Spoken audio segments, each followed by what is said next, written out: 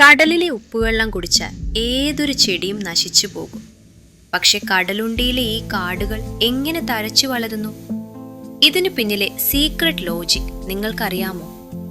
ഇത് വെറും ഒരു കാടല്ല, പ്രകൃതിയുടെ ഒരു പക്ക എഞ്ചിനീയറിംഗ് മാർവലാണ്. ഈ കണ്ടൽ കാടുകൾ മാൻഗ്രോവ്സ് ഒരേ സമയം ഒരു കടൽ ഭിത്തിയായും വാട്ടർ പ്യൂരിഫയറായും ഒരു സൂപ്പർ മാർക്കറ്റായും പ്രവർത്തിക്കുന്നു. ഒരു നാടിനെ മൊത്തം സംരക്ഷിക്കുന്ന ലോജിക്കൽ എഞ്ചിനീയർമാർ.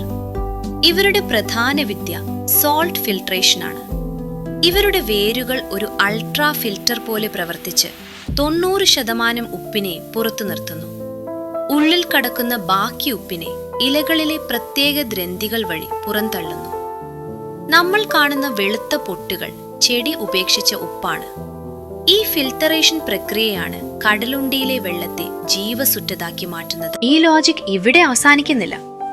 ഉപ്പ് ഫിൽട്ടർ ചെയ്ത് മാറ്റുന്നതോടെ ഈ വേരുകൾക്കിടയിലുള്ള വെള്ളം ഒരു നഴ്സറിയായി മാറുന്നു. ഉപ്പുവെള്ളത്തിൽ വളരാൻ ബുദ്ധിമുട്ടുള്ള ചെറിയ മീനുകൾക്കും ഞണ്ടുകൾക്കും ചെമ്മീനുകൾക്കും സുരക്ഷിതമായി വളരാൻ ഈ കണ്ടൽ വേരുകൾ ഒരു കോട്ടയൊരുക്കുന്നു.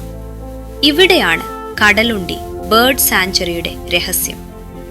ഈ വേരുകൾക്കിടയിൽ പെരുകുന്ന ലക്ഷക്കണക്കിന് മീനുകളെയും ഞണ്ടുകളെയും തേടിയാണ് സൈബീരിയയിൽ നിന്നും യൂറോപ്പിൽ നിന്നും പോലും ദേശാടന പക്ഷികൾ കൃത്യമായി ഈ റൂട്ടിൽ പറന്നെത്തുന്നത്.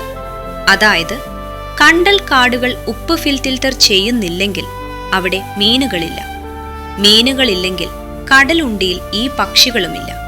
ഇതാണ് പ്രകൃതിയുടെ ഫുഡ് ചെയിൻ ലോജിക്. അതുകൊണ്ടും തീർന്നില്ല.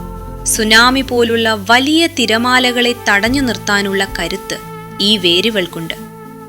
നമ്മുടെ തീരത്തെ മണ്ണൊലിപ്പിൽ നിന്ന് കാത്തുരക്ഷിക്കുന്നത് ഈ കണ്ടൽ ലോജിക്കാണ്.